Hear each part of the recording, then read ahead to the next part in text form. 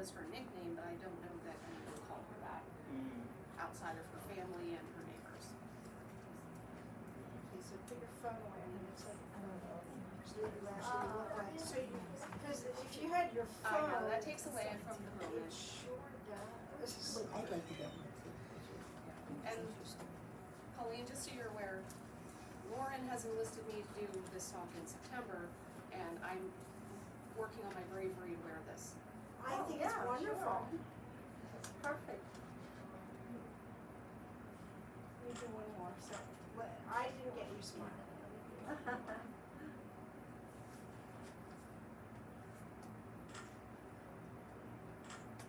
Are you still at the college? Yes. Yep. What department? Marketing and communication. So, this works well. And I'm on the board of the Historical Society. Good. And I believe soon to be on the board of the Visitors Bureau. On the what? Board of the Visitors Bureau. Visitors. That was new information. What is your? April Thagley. So, I believe we can get started now. So, I am April Thagley. I work at Juniata College in the marketing department. Primarily, I am the writer and the storyteller and also the social media manager. So, if you have thoughts about social media posts, that's me. Don't tell me. Or do. It's okay. Lots of people have feelings about it. So, how I got started here was about 15 years ago when I worked at the Daily News. Dr.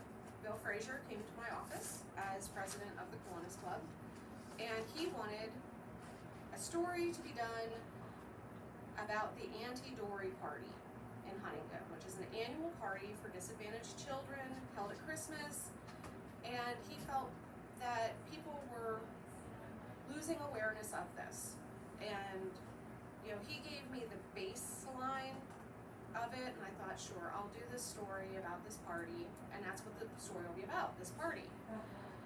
Well, this party was founded through a will that was left by Anne's husband.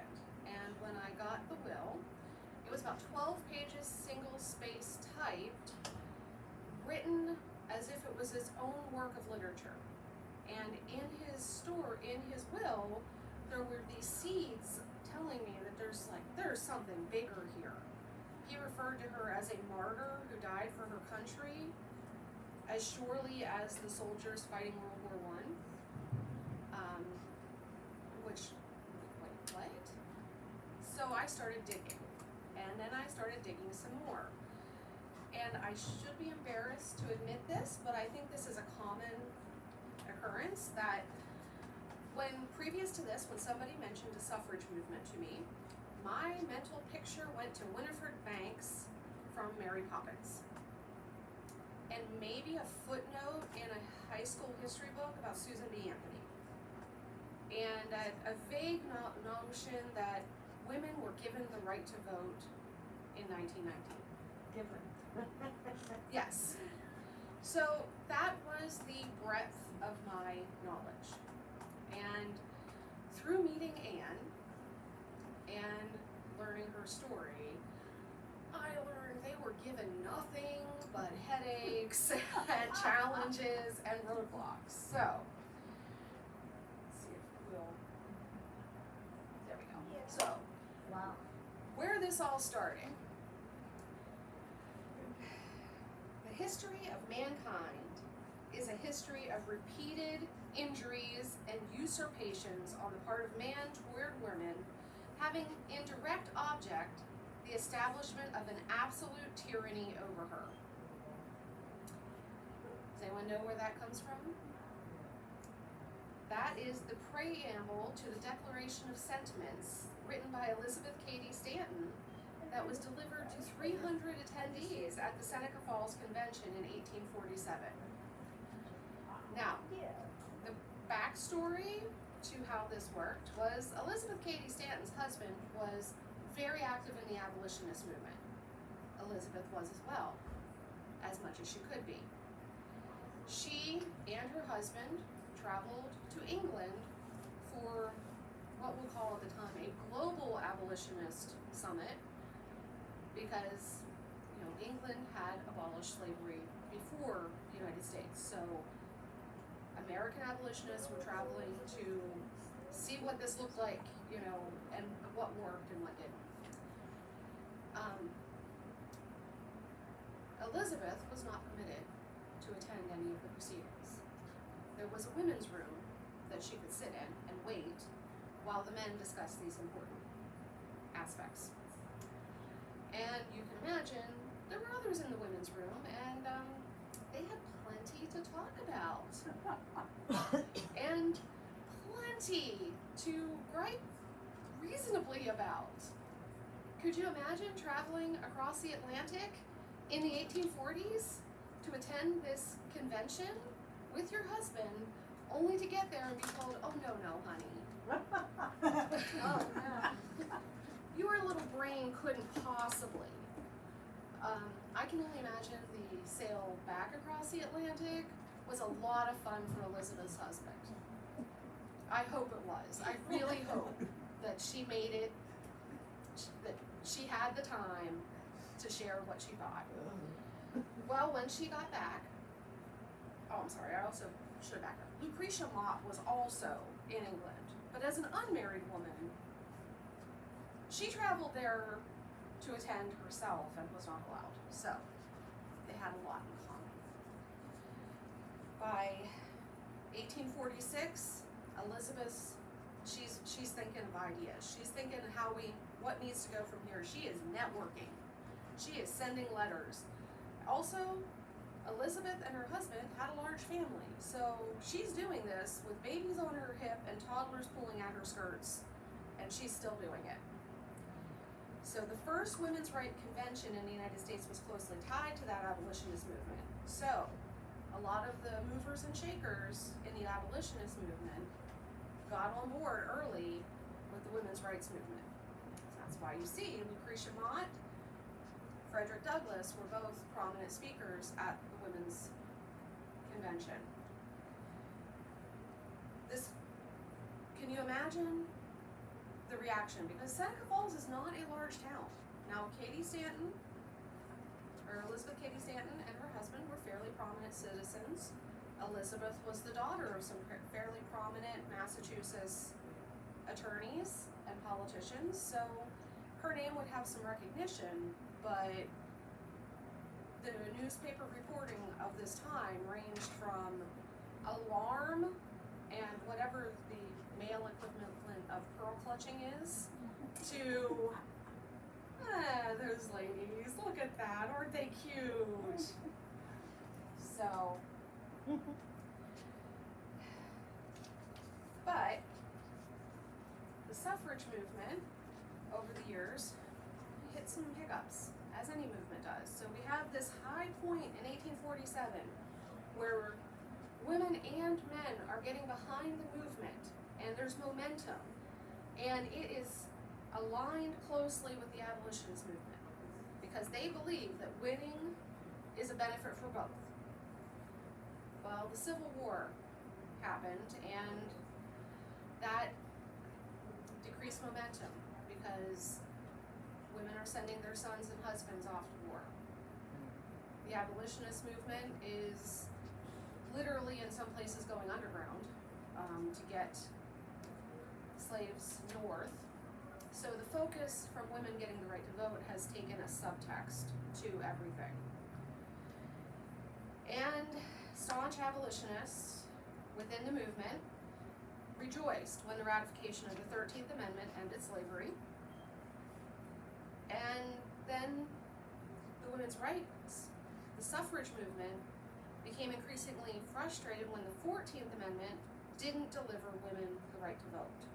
They had hoped that the abolition movement, a win for that, there would be voting rights across the board. And that didn't happen. They were beyond furious when the 15th Amendment provided formerly enslaved men the right to vote but did nothing for women. It took a steep change from there. And I still struggle with this because I realize different times make for different reasons and ethics, but it's hard to look back with this lens of 2026 and excuse or try to understand. When the goal of swinging popular opinion became the next step in the movement, some of the heroines of the movement, like Elizabeth Cady Stanton, Susan B. Anthony, those were the two most vocal, they began to work on courting the newly reunified Southern women. And scare tactics took on some racist rhetoric that women need to be able to vote to counter potentially dangerous votes from immigrant men, from black men. And that began to be their preaching point. And it was ugly, and it was not okay. And ultimately, it led in a split in the movement, because those hardliners that came up under the originals, under the start of the movement, like Elizabeth Cady Stanton. In 1890, Elizabeth Cady Stanton, Susan B. Anthony, and a newer, younger woman, Carrie Chapman Catt, they founded the National American Women's Suffrage Association, known colloquially as NASA. So their primary strategy was to recruit wealthy members to the movement with the aim of getting public approval and also getting funding. But at the heart of it, it was women can be exactly what you want them to be. They can be your showpiece in your home. They can take care of your children. They can wow your colleagues and still have the right to vote. So think cocktail party machinations. You know, this is a very higher level hearts and minds movement. So for NASA, the rejection of the proposed suffrage amendment by the U.S. Senate in 1887 meant the path to gaining women the right to vote laid at the state level. Their thought was, let's swing each state by state by state until we get a majority, and then that will swing at the federal level. So they focused on swinging enough states to get the federal government attention. But Alice Paul joined NASA in 1910, and I don't know if anyone has been familiar with Alice Paul, but if you are not, definitely do some research on her. She was a powerhouse. I would say she is probably on level with Alexander Hamilton as far as prolific writing and political work. And her name is nowhere near as familiar as it should be. So, she joined NASA, but they didn't like her tactics. She had, with her friend Lucy Burns, traveled to England and worked with the suffrage movement there. The suffrage movement in England was dynamic. They wanted those media moments before people knew what media moments were. They wanted photography, they wanted in the newspaper, they wanted people talking about their antics constantly. So when Alice Paul came, you might imagine she was not all that popular with that Tea Party set. You know, cocktail parties, she was more likely to throw a drink in somebody's face than, than ask them if she could pour them one. So that continuing conflict and just her maverick personality led to a split, and she created the National Women's Party in 1916. Now, I should go back a little bit. While still part of NASA, Alice Paul spearheaded in 1913 the first women's rights parade in Washington, D.C. It was enormous. It had representation from every state in the nation. There were some problems with it, again, looking back through a modern lens, but she made the news. It was impressive. It was also, she scheduled it the same day as Woodrow Wilson's inauguration. To make sure that there would be people on the streets. So she had learned, you've got to make these big swings. Well, so she, along with Lucy Burns, led the NWP in the adoption of more militant tactics. And through demonstrations, rallies, and civil disobedience, they literally had sit-ins. And they wanted a constitutional amendment to provide women with the right to vote. They were not content to go state by state and hold their pinkies up while they drank tea. They just wanted to bludgeon Woodrow Wilson into submission and all of it. I don't think that's really all that much of an exaggeration. So, now, we're going to meet Anne, where this story started for me. In a stately home at 410 Penn Street, which is literally that way, like right across the corner from the library, a baby girl joined the family of William Doris in 1863. Anne was the first child born to William's second wife, Julia, and she was welcomed by his two sons from his first marriage, 11-year-old William and 5-year-old John. Anne later, shortly, was joined by her sisters Julia and Mary. She graduated from the Mountain Female Seminary, which, anyone know where that is? I'm sure you do.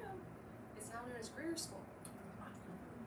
So, Greer School, if you're traveling to Tyrone, there's a private girls' school on the right. But for that time period, that would have been an unusual choice. She probably would have finished her primary school in Huntington, but to have a chance at secondary school would have been noteworthy. So, after her completion of her program at Mountain Female Seminary, she traveled to Dresden, Germany to study stained glass. And we know that in her lifetime, she traveled to Dresden twice to make these studies. Now, I have made many inquiries. Unfortunately, Dresden was the site of massive firebombing during World War II, so many archives are gone. I've identified 3 possible schools that would have been in existence, but in emailing back and forth with one of them, they looked at their records, they have nothing, but they also said, we don't know what would have been there additionally that we may not have record of. So, I still hope to lay hands on that information at some point, but it's enough for me to know that she made the trip and that her family felt that that was worthwhile for her to do. So, her renown in her craft of stained glass had her selling her work in New York City and being commissioned for a 6x6 foot Italianate stained glass window for the Women's Pavilion at the Chicago World's Fair, known as the Columbia Exhibition. I was able to find schematics of the building, and her work was in the assembly room on the 2nd floor, where they had their programming and speakers, and her window would have faced east, so the morning sun would have come through onto the area near the stage. That window is now in private ownership in Huntington. Do you have a photo of it? I have been trying. Do you know who owns it? Yes, I do, and we're working to coordinate something, but it's been a challenge. So, now Anne's father and her 2 brothers were attorneys. Her father was one of the primary attorneys for the Pennsylvania Railroad, so living nearby would have been useful. And her father later became president of First National Bank. Now, we don't know exactly when Anne became active in the suffrage movement. I think there are plenty of inroads that we could suppose. Mountain Female Seminary seems like a place where you would maybe have some forward-thinking women or teachers, so maybe. The Women's Pavilion was, in some cases, a soft launch of a public-facing women's rights. You know, like let's showcase the best of women's work from around the country and around the world. And oh, by the way, here's some pamphlets and some speakers, and you know, come learn more. So it's hard to tell. It could be chicken and the egg. You know, did she learn more about the suffrage movement and her involvement, or was she involved because she was already active? I don't know. But we do know she was probably in favor of the vote early on. Also, I would fathom that given that her father was an attorney, and he was a prolific attorney who represented a wide swath of Huntington County, I am sure she saw many occasions where women fell at the short end of the stick in the law, including in custody and divorce. The law was almost always on the side of the male. Also, property ownership. Anne couldn't legally own her own property. So, I'm sure she had plenty of opportunity and conversations to learn more and to share. One incident I did find from her history, that as she cared for her father in his later years, she took on some of his record keeping and getting his affairs in order. And after his death, she and her two sisters were executors of his estate, which is interesting given that she had two brothers who were older and also attorneys. But her father made that choice. So part of their duty as the executors, they had to navigate a really thorny lawsuit against the Morrisdale Coal Company in Clearfield County. Her father had considerable holdings there, stock and equipment, and when he died, the owner tried to cut them out. So, Anne makes the news for months in court, representing. You don't hear about Julia or Mary, you hear that Anne was in the courtroom. She was unusual for her time and era, and she was moving independently through society. And the census records indicate that she was self-sustained with her own income. That she was not the head of household, but she was also not a dependent. So, this is one of my favorite turns in this story. Let's meet William Wallace Chisholm. I would like to tell you his whole story, but to quote Inigo Montoya from The Princess Bride, there's too much, let me sum up. William was born in 1866 in Kemper County, Mississippi. His father and his 19-year-old sister and his 13-year-old brother were killed by a mob of 300 members of the Ku Klux Klan in the infamous Chisholm Massacre in 1877. You know, as happens, apparently. Young Billy, as he was called, moved to Washington, D.C. with his mother, and I should mention, he had an elder brother who was away at school during the massacre and was living as an adult at this time. So the remaining family would have been older brother, Billy, and his mother, Julia. She found work as a clerk in the U.S. Treasury Department, and by 1900, he had moved to Huntington, where he was living with his older brother, Dr. H.C. Chisholm, and he was working as a news reporter. And by 1902, he was editor of the Huntington Journal, and then 8 years later, he was practicing law in Huntington. So William played many parts on the stage of life.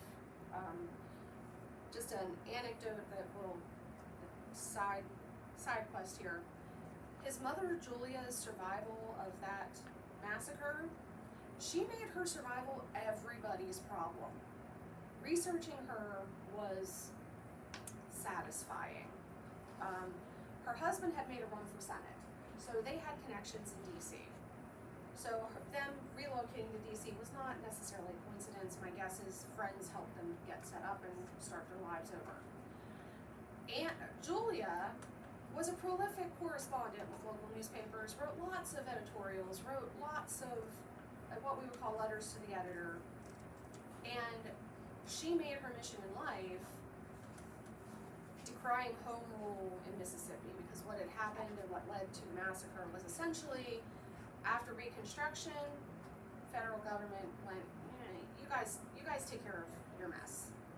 We're gonna be we were super hands-on, and now we're gonna just let you guys figure it out. Which meant that you had a lot of vigilante justice happening, a lot of political assassinations, a lot of terroristic threats happening when people didn't toe the line the way they thought they should. And then when you went for help above corrupt local government, there was nobody there. So one such letter to a newspaper from Julia was, she wrote a letter shortly after President McKinley's death, saying that she had had a meeting with him a few months before, and she had told him, about the problem of violence in Mississippi and how violence needed to be addressed and how, bad violence is. And her letter essentially signs off, see how that worked? He's dead now by violence. So sad. If only he had done something. So, while it's dark, I do find that slightly, that's what I mean when I say she made her survival everybody's problem. She did not quietly sit in her sewing corner and fade into non-existence. Which is probably why, in 1912, 46-year-old Attorney Chisholm married 49-year-old Miss Doris. I think he kind of liked strong women. His sister also has a compelling story, so there's reason to think he had a type. And I'm guessing Anne was, very much in line of the women he grew up around, and he liked it. So I have not been able to determine exactly where they set up housekeeping, but it does appear that they are living a few years later still in the family home. So it does look as if William moved in there and was operating his law office out of an adjacent building. So, Anne was also an avid reader of the news, and I'm certain that William and Anne were subscribers to the Atlantic,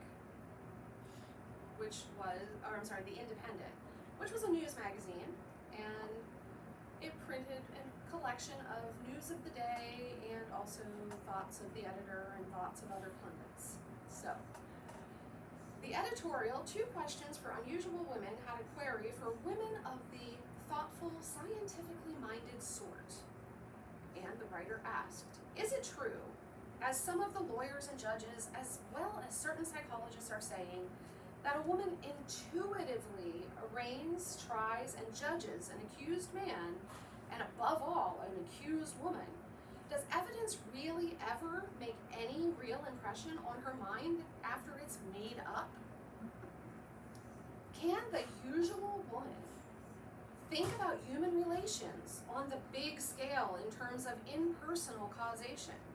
Madame Curie, we know, does not think of chemical reactions as the deviltry of some man. Are there as many women as men who are capable of grasping the idea that the hard times, crime waves, Sunday ball games, and rum selling may have some other cause than the election of a Democratic president?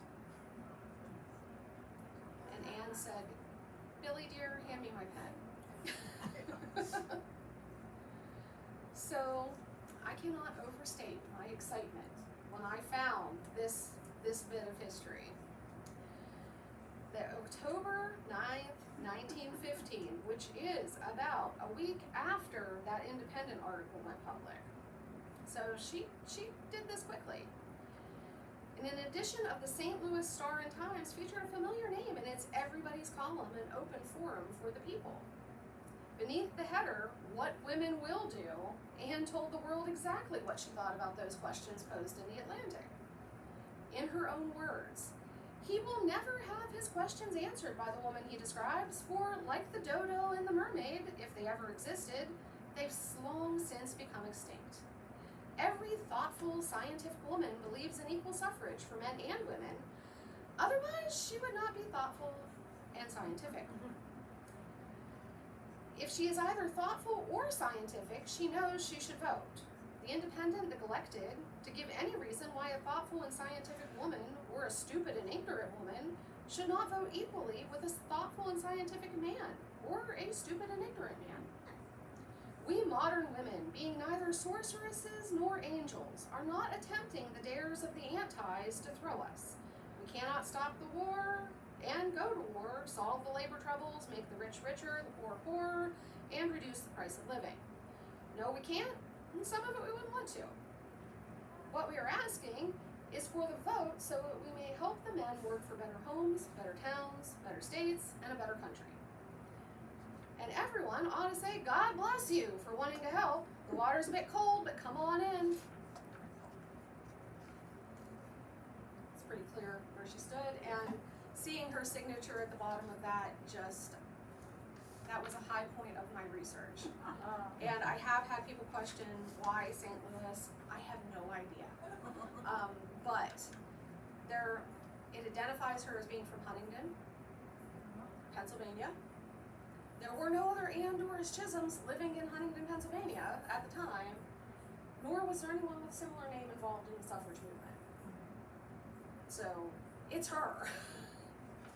I don't know if she sent it to multiple papers and they were the only one who picked it up, or if William had a business connection from his days as a reporter. I don't know, but it's still very exciting.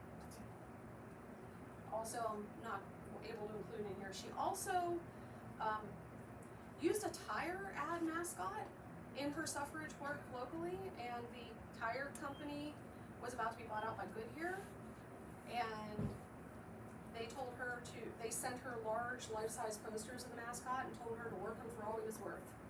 And she made national news for it. So,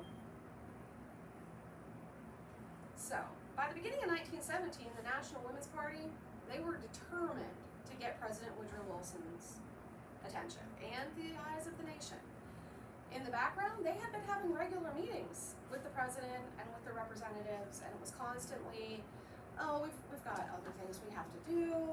Yes, your call is important to us. Please leave a message, and we'll get back to you someday never. But on January 10th, 12 women marched from the National Women's Party headquarters carrying purple, white, and gold banners to take up their post at the White House gates. This is going on record as the first protest at the White House. These picketers became known as the Silent Sentinels. They did no more than stand with prominently and sometimes provocatively worded banners, and sometimes their banners quoted the president.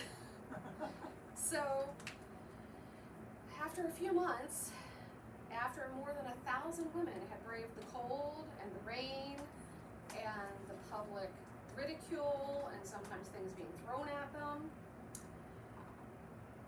they participated in a grand picket on the president's inauguration day. The president drove straight past the picketers and never acknowledged them. The Silent Sentinels continued that protest 6 days a week, regardless of the weather. Special days were scheduled for picketing by college women, wage earners, and representatives from various states and professional affiliations. So, this is an example of what that picket looked like, day in and day out. So, this is one of the photos that was preserved at the National Library of Congress, which I, again, had a very exciting research moment when I went and was given free access to the National Women's Party records to dig through as I pleased. I teared up when they handed me the white gloves because I was just having a nerd moment. But this is one of the photos, and this photo is titled Pennsylvania on the Picket Line. I do not know if Anne is in this photo. The season looks wrong, but I don't know that she wasn't down there before this one. The only reason I know about this one is because it didn't go well. So from January to June, the Sentinels were viewed as a nuisance. People made fun of them. Sometimes people would take the banners, rip them, hit them with the sticks. But as far as law enforcement, they were not worth their time. However, when the pressure to join the Great War in Europe ratcheted up. Good old Woodrow Wilson needed another enemy number one that was not him.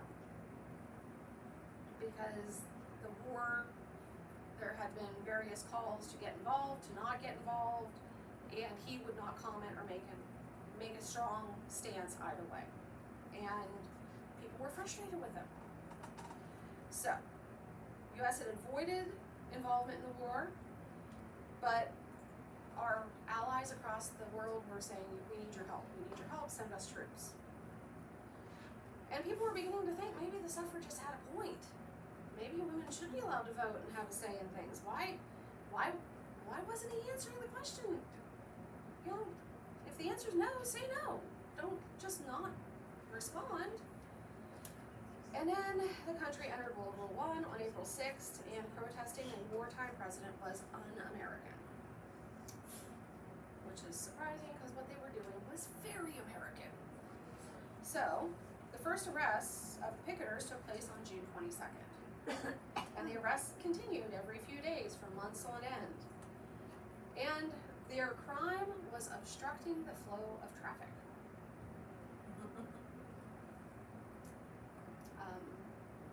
The gate, I guess? I don't know. And public opinion swelled against the Silent Sentinels. Newspaper articles made fun of them. Their favorite things, I'm sure everybody here will be shocked to learn.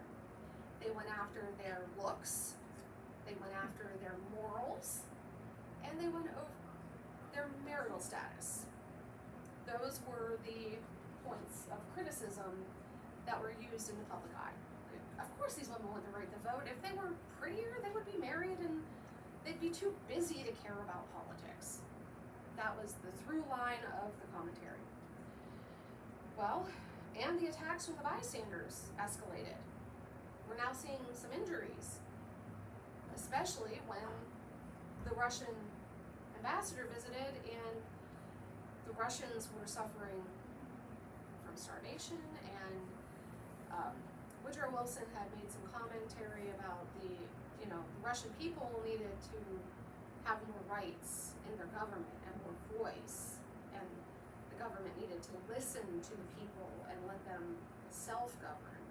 So that gave them some great banner content, to quote Woodrow Wilson, like, hey, calls coming from inside the house, Woody. Maybe you should listen. Well, and sometime in early September, the 1st, 2nd, or 3rd, as a matter of fact, got on a train in Huntington by herself. And she headed to Washington, D.C. I don't know if she had her banner with her or if they gave it to her there, but nonetheless, also keep in mind she is in her early-ish 50s at this point. She's married, and she got on a train by herself and went to D.C. I have reason to believe this was not the first time. She had traveled to New York City many times. So she joined the Silent Sentinels, and then she was arrested on Tuesday, September 4th.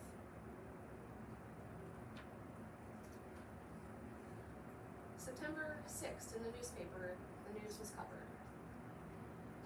Those sent to Occoquan were Miss Mary Winger of Philadelphia, Mrs. William Wallace Chisholm of Huntington, Mrs. W.J. Bartlett of Putnam, Connecticut, Mrs. Lucy Burns of Brooklyn, New York, etc., etc. Technical charge, obstructing traffic. On this day, the group of picketers were posted, and one banner had a pointed message. Mr. President, it is unjust to deny women a right or a voice in their government when the government drafts their sons. Anne and her cohort were each sentenced to 60 days in the workhouse, which had a well-established reputation for brutal treatment of suffragists. I did find the telegram that the National Women's Party sent from Anne to William, letting him know she had been arrested. There's a mysterious line in it that will haunt me for the rest of my life, because I think it's an in-joke. All of the telegrams read exactly the same, except for Anne's to William says it has been cleaned, along with the information. So to me, that signals that I could be reading too much into it, but I think there had been conversations about the likelihood of her arrest ahead of this trip. There would have been no reason for her to think otherwise. So, what happens next? This is where the story gets a little bit muddled. The local narrative has always been William traveled to DC immediately after her arrest, so that would have been as soon as he got that telegram, to bail her out. A contemporary of Anne did an anonymous interview in the Daily News in 1970 on the 50th anniversary of the 19th Amendment, telling what Anne had told her about this. I think I have figured out who that anonymous source might have been, which I don't think there would have been any reason to make it up. So that's where that William came to bail her out, and she refused and stayed. Ever-growing digitization of news outlets added to the cache of information, and I found a lot of headlines, as you can see. They might be a little hard to read. So, among these headlines, the articles gist were, the first desertion from the ranks of the pickets of the Women's Party was reported in police court today when Mrs. Ann D. Chisholm of Huntingdon came up from Occoquan and promised Judge Pugh she would never repeat the offense. While Mrs. Chisholm stood repentant before the Bar of Justices, her husband, William W. Chisholm, a prominent attorney of Huntingdon, waited outside with a taxicab ready to take his wife back home. The judge suspended the sentence of 60 days, which she had begun to serve, took her personal bond to remain away from the White House, and off she sped in a taxi for Union Station and Huntingdon. Mr. Chisholm was in the midst of an important trial in Huntingdon when the sheriff of the county brought him the word that his wife had been arrested and sent to jail in Washington. It was the first Mr. Chisholm had heard of his wife's picketing activities and did not know the meaning of the arrest. Dropping the case, he hurried to the city. Mr. Chisholm told officials at police court that he had been an advocate of women's suffrage, but that his feelings had changed since he had learned of the picketing carried out by the Women's Party.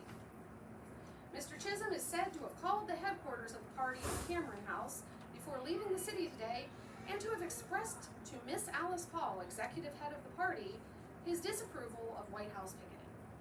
The Huntingdon attorney told officials with whom he talked at police court that his wife did not know she would be arrested for picketing and did not come to Washington to violate the law. So let's sit with that for a minute. That was a lot. And that main article from DC spawned articles in Baltimore, in Philadelphia, in Pittsburgh, and West Virginia. So given that there's no byline or identified source for any of that, it's difficult to determine how that information was gathered. Media literacy skills picked up in the modern age of the internet can help us a lot here. The answers aren't going to materialize 100 years later. We don't have a time machine that we can go back and be a fly on the wall at police court. So let's try and fill in the gaps with some logical conclusions. First assertion, William didn't know his wife was picketing. I have a little bit here in my notes about his mother, which I already told you, but his sister was shot 3 times at close range, yet insisted on walking the length of the town to accompany their father's and brother's bodies back to their home, and died 2 weeks later of gangrene from her wounds. One of her last acts of consciousness was to take her autograph book, which would have been like your social media of the day, and violently tear out the pages of the young men who had been in the mob, who had shot them and burned them. This is not a shrinking violet of a woman. So, and William was not a man who was unacquainted with strong women. So, do we think this is true? I think it's very unlikely. Second, Anne was unaware she could be arrested for picketing. The arrests have been ongoing weekly for months at this point, for at least, at the very minimum, 8 weeks, making headlines. We know from the Independent, Anne she kept up with the news. We know from her editorial that she followed the news and she was active in her suffrage issues. So, what do we think? Did Anne not know she could be arrested? Third, William has supported women's suffrage but changed his mind after his wife's arrest. This is an educated, politically minded, fairly liberal man in his middle age. Would he be so fickle as to give up on his wife's passion based on one thing? Finally, and this one's my favorite. William called Alice Paul after leaving the courthouse. Remember that got into a taxi cab and sped to Union Station and Huntington? How, before cell phones and payphones, did he call National Women Party headquarters? And even if he did, how did he get Alice Paul? I mean, that really seems unlikely that the executive director of the National Women's Party is answering the phone from his mysterious 1917 cell phone. So, after the publicity surrounding Anne's release, there's not much of a record concerning her activities. I should go back, I skipped something, I apologize. There is some paraphrasing of quotes from William in another article celebrating the release of the women who had been arrested with Anne, saying he had no idea where that information had come from, that earlier information. So he denounced it, which makes me think it was serving a narrative that somebody wanted to put forth, and because there's no byline and no source cited, they were able to do it, which is good knowledge for us to have today. It's like But- Facebook. Yeah, it's why sources matter. Anyhow, we don't know details about what Anne did when she came home, but we have enough to know she didn't give up her suffrage work. We do know she had a speaking engagement in Tyrone in early December 1917, and her talk was titled "The Need of Women to Vote in Wartime," and it was well received in the ladies' civic group. We do know at one point she had also spoken in Somerset, so she had a network that she was following. She was also very, very active with the Red Cross efforts for World War I. She felt very strongly about supporting the troops. She was a patriot. She didn't hate the government, she just wanted it to work for the people. Unfortunately, on January 7th, 1918, renewed headlines about her suffrage activities hit the papers around the region. She died of pneumonia, which she died at what was J.C. Blair Hospital after being ill for over 2 weeks. And this is before antibiotics. So I do wonder, however, if her health perhaps had been impaired, and that's why she opted to leave Occoquan early. If that might have been a factor. Or, you know, the romantic in me wants to believe that she and William married later in life, and she didn't want to give up 2 months of time with him. So, for whatever reason, her commitment to winning the vote for women was omitted completely from her obituary in the Huntington newspaper. When I read that obituary, it mentioned her Red Cross work, but nothing about the suffrage movement. Which, you know, looking back again, historically, this was a fringe movement. It was a busy fringe movement in 1918, but nobody knew they were going to win. So it may just have been, that's not the most attractive thing, we don't want to put that in. Every other newspaper that covered her death mentioned militant suffragist dies in Huntington. So if it hadn't been for the loving legacy her husband left in his will 10 years later, her story might have been completely lost. That Annie Dory party, that was William's memorialization to his wife, and it still continues to this day. It happens every year. So in case anyone's mistaken about that, women were given the right to vote. The 19th Amendment of the Constitution of the United States passed the Senate on June 4th, 1919, 18 months after Anne's death and 74 years after the Seneca Falls Convention. I do not have this, I don't have it nailed down definitely, but it does look as if Anne is the only woman among those jailed for freedom who died before the 19th Amendment went into effect. So from June 1917 through June 4th, 1919, 500 women were arrested for protesting at the White House gates. Of that number, 168 were jailed, and Anne Doris Chisholm's name is recorded in Doris Stevens' account of the effects on the efforts of the National Women's Party. So I hope you'll join me in my effort to ensure that Anne's story is not lost, nor any of the other suffragists who fought so tenaciously for women to have representation in the government as full citizens. So, any questions?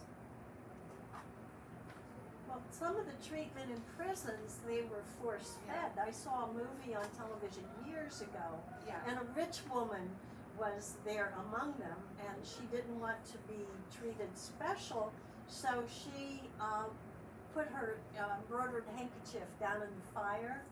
But they were dragging these screaming women, and Yeah, they would strip the women naked or in their underclothes and shackle them to the doors of the prison, their cells.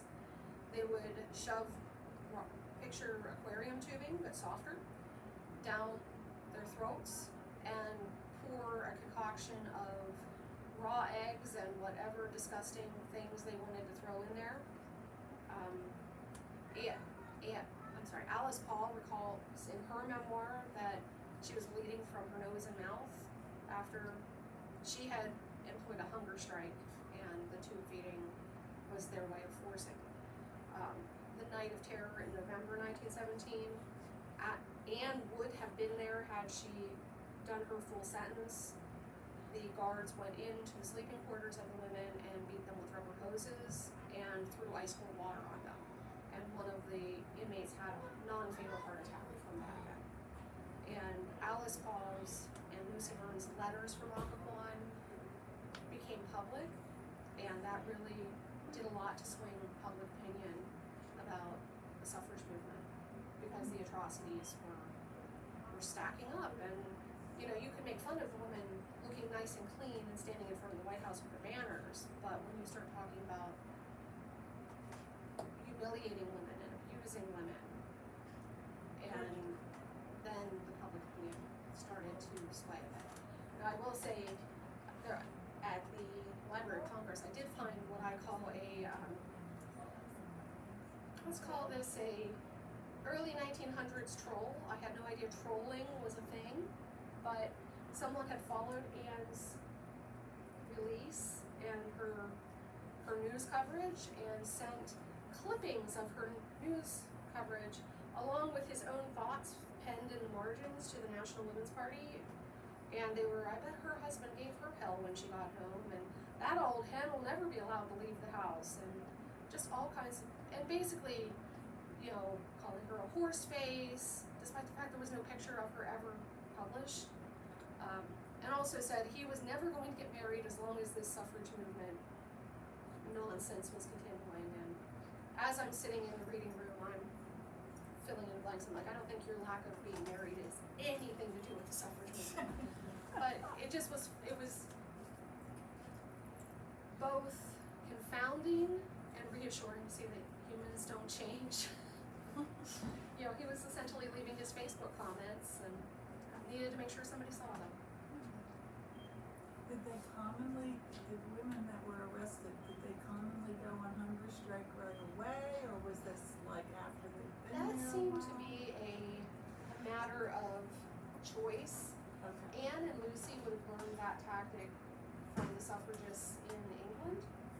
Yes, they did it a lot. They did it a lot, and they had both been arrested in England. Okay. So while I'm not saying they enjoyed it, that was they knew that got their chance, yeah. So I don't know that every woman did. I know in the article in 1917 in the Daily News, the contemporary of Anne mentioned that there were bugs in a lot of the soup, and the soup was watery with some flotsam and jetsam in it. is what they called, and that everything was kneeling and huddled up. So some of it could have been a tactile, like hunger strike, and some of it could have just been, I'm not eating that. Yeah, So, but the force feeding would have been either way. yeah. It's nice to, Thank you. Yeah, I didn't realize that one of the things they were looking at was having women vote to counteract the black vote.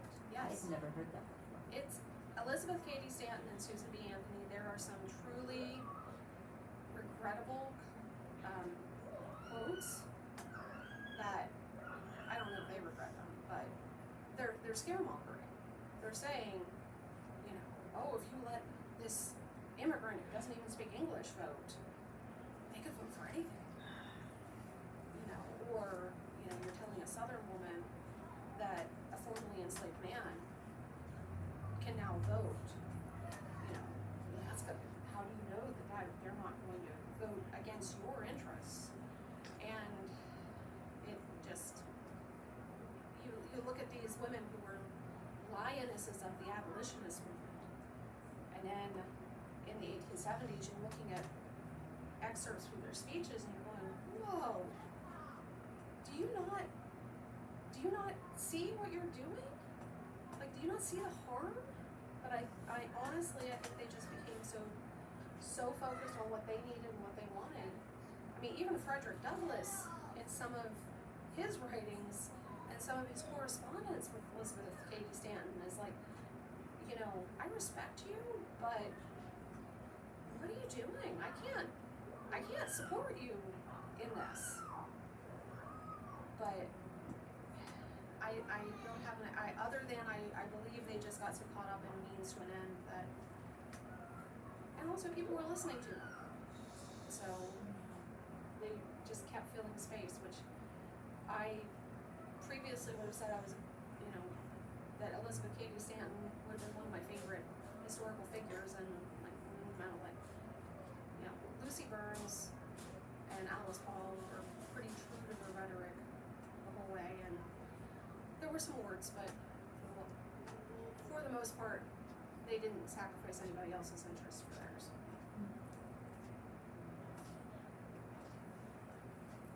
awesome work, April. Thank you. Yeah, thank you. Awesome. Yeah, it's fun, thank you very much. And I understand that Andor's Chisholm is a character in Timeless Town, so if you see, That's what we hear. I shared my research with Rick, so I'm excited to see her hopefully tonight.